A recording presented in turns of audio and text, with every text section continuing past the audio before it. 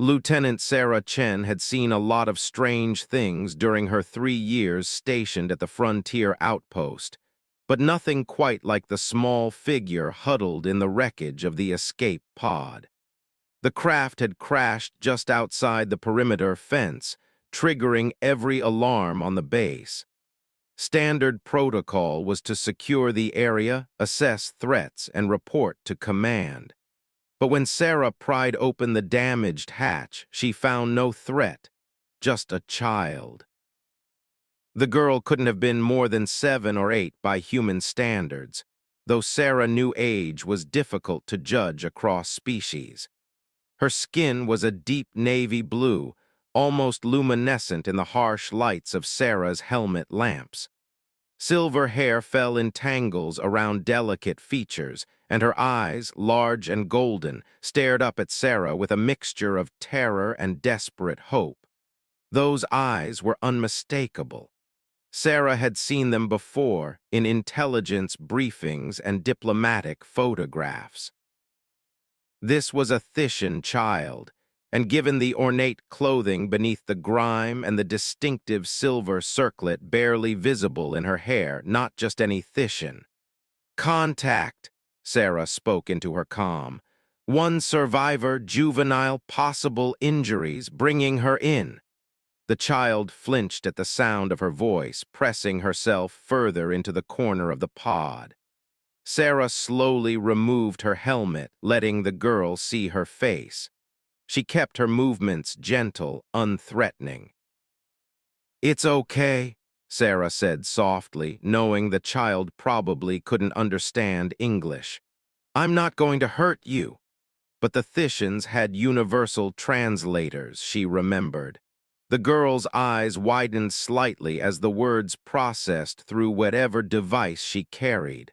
Slowly, trembling, the child extended one small hand. Sarah took it carefully and helped her out of the wreckage.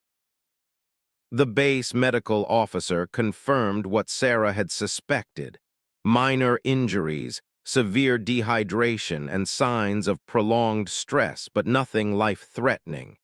More importantly, Dr. Martinez had identified the silver circlet. "Lieutenant, you need to see this." Martinez pulled up a holographic display. "That symbol on her headpiece matches the royal crest of Thys Prime.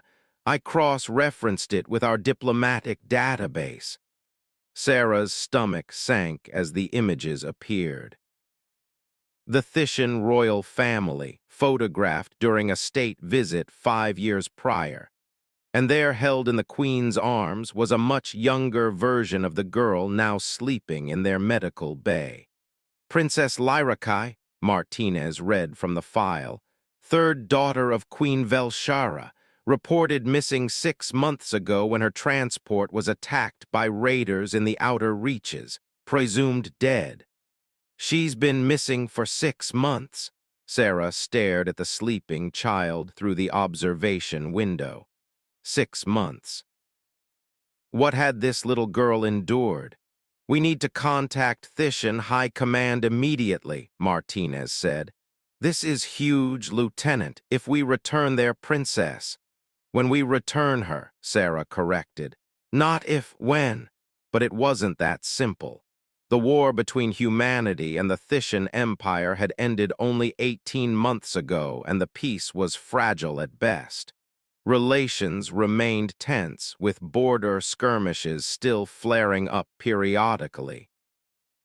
The protocols for this situation weren't clear. Technically, the child was on human territory, recovered by human forces. Command would want to leverage this. Sarah knew how these things worked. A Thishan princess was a valuable bargaining chip for treaty negotiations, territorial disputes, trade agreements. They'd keep her comfortable, treat her well, but they'd use her. The thought made Sarah's jaw clench. She spent the next 3 days with Lyra while Command debated. The little princess wouldn't speak, wouldn't eat unless Sarah was there to coax her. She'd wake screaming from nightmares, and only Sarah's presence could calm her down. Slowly, through patience and gentleness, Sarah pieced together what had happened. Lyra's translator helped, though the child's words came haltingly as if she'd forgotten how to trust language.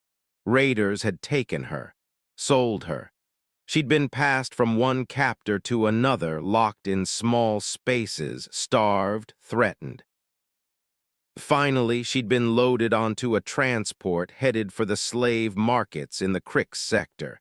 But the ship had malfunctioned, and Lyra had managed to reach an escape pod. "I want my mama," Lyra whispered one night, curled up in Sarah's lap. "I want to go home." Sarah held her closer. "I know, sweetheart, I know." The next morning, Sarah made her decision. "You want to do what?" Commander Jackson stared at her across his desk. "Request permission to personally escort Princess Lyrakai to Thys Prime, sir." "Lieutenant, you understand that Command hasn't authorized."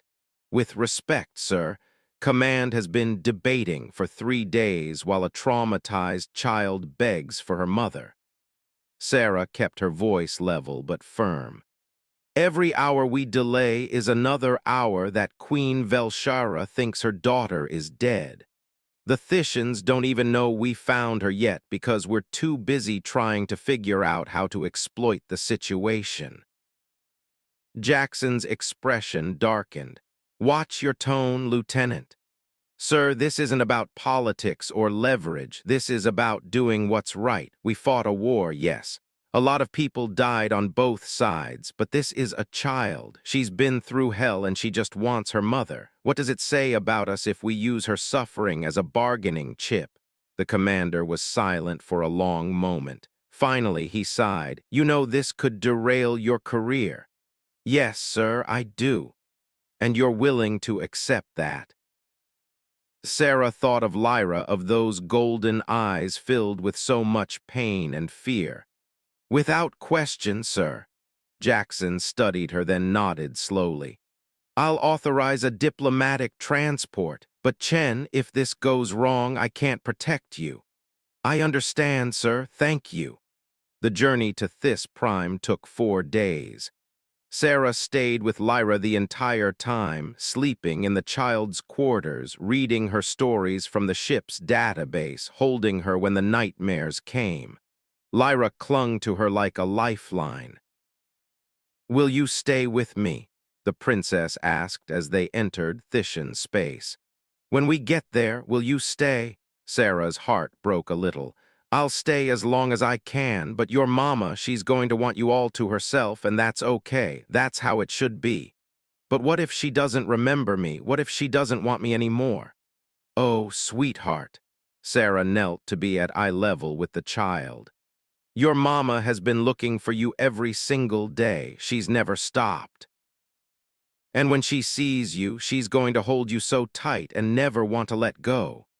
The Thishan palace was enormous, all graceful spires and luminescent architecture that seemed to glow from within. Their transport was met by a full military escort, battleships that could have vaporized them in seconds if this had been a trap. Sarah carried Lyra down the ramp, the child's arms wrapped tight around her neck. Thishan guards surrounded them immediately, weapons ready but not aimed. A tall male in ornate armor stepped forward. "I am Commander Thalrex of the Royal Guard," he said in accented but clear English. "You claim to carry Princess Lyrakai?" "I don't claim," Sarah said quietly. "I'm returning her home." She gently set Lyra down. The guards stared, their expressions shifting from suspicion to shock. One of them, a female with the same navy blue skin and silver hair as Lyra, dropped to her knees. "My princess," she breathed. "By the ancestors, it's truly you." Thalrex's hand went to his comm device. "Alert the queen immediately. The princess has returned. I repeat, Princess Lyrakai has returned." What happened next was chaos. More guards appeared, palace officials, medical personnel. Lyra pressed close to Sarah's leg, overwhelmed by the sudden attention. Sarah kept her hand on the child's shoulder, a steady presence in the storm. Then the crowd parted. Queen Velshara was taller than Sarah had expected, regal and commanding even as she moved with desperate speed. She wore robes of deep purple that marked her royal status, and her silver hair was intricately braided with precious metals. But what Sarah noticed most were her eyes, the same golden eyes as her daughter, currently wide with disbelief. The queen stopped a few feet away, staring at Lyra as if afraid she might disappear. "Lyra," her voice cracked on the name. "My starlight? Mama." Lyra's whisper was barely audible. Then the queen collapsed to her knees, arms outstretched, and Lyra ran into them. The sound the queen made wasn't quite a sob, wasn't quite a cry. It was something deeper, more primal. The sound of a mother's heart breaking and healing simultaneously. She clutched Lyra to her chest, her whole body shaking as she repeated her daughter's name over and over like a prayer. "I thought you were gone," Velshara gasped. "I thought I'd lost you forever. My baby, my starlight, my precious girl." Lyra was crying too, years of terror and loneliness pouring out in great heaving sobs. "I tried to be brave, Mama. I tried to remember what you taught me, but I was so scared. You're safe now, you're home, I have you." The queen pressed kiss after kiss to her daughter's hair, her face, anywhere she could reach. "No one will ever take you from me again. Never, never, never." Sarah felt tears streaming down her own face. Around her, even the hardened guards weren't bothering to hide their emotion. Some wept openly. This wasn't just their princess. This was a child they'd all mourned, all given up hope of ever seeing again. After several long moments, Queen Velshara looked up, her golden eyes finding Sarah. She didn't release Lyra, but she held out one hand toward the human soldier. "You," she said, her voice thick with emotion. "You brought her back to me."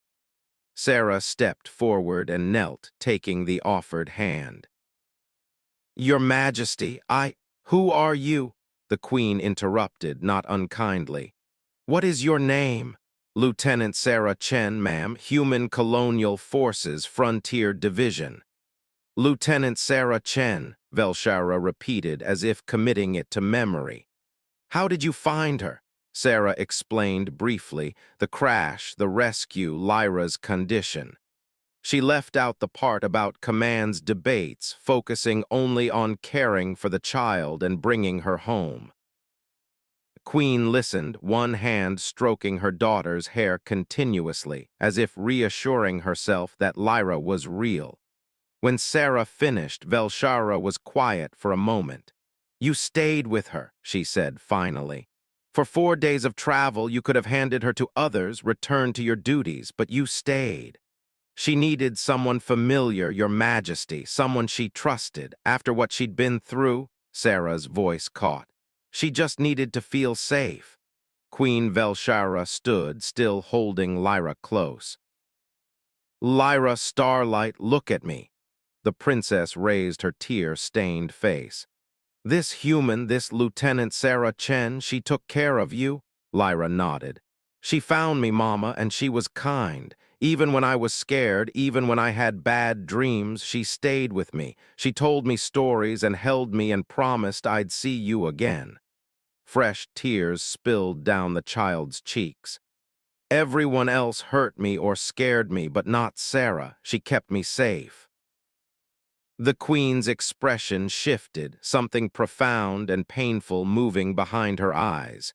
She looked at Sarah again, and this time her composure finally cracked completely. "You gave me back my heart," Velshara whispered, tears flowing freely now. "We were at war, our peoples killed each other. You could have used her, hurt her, ignored her, but instead you—" She couldn't finish, too overwhelmed. "She's a child," Sarah said simply. "The war is over, and she just wanted her mother." Queen Velshara transferred Lyra to a nearby attendant despite the child's protest. then shocked everyone by stepping forward and embracing Sarah. The Queen of Thys Prime, one of the most powerful rulers in the galaxy, held a human soldier and wept against her shoulder. "Thank you," she said. "Thank you, thank you, thank you. I have nothing that could repay this debt. You returned my daughter when you could have done anything else. You showed her kindness when she had known only cruelty." Sarah returned the embrace gently. "I don't need repayment, Your Majesty. I just needed to see her home safe." When they finally separated, the Queen composed herself with visible effort. "You will stay," she announced, "as my honored guest for as long as you wish. Anything you desire, anything at all, you need only ask. Your Majesty, I should return to my post. I will contact your superiors myself," Velshara said firmly. "You will stay until my daughter is ready to say goodbye." "That is, if you're willing." Sarah looked at Lyra, who was watching her with desperate hope, and smiled. "I'm willing." Sarah stayed for 2 weeks. She watched Lyra reunite with her siblings, saw the little princess slowly begin to heal surrounded by family and familiarity.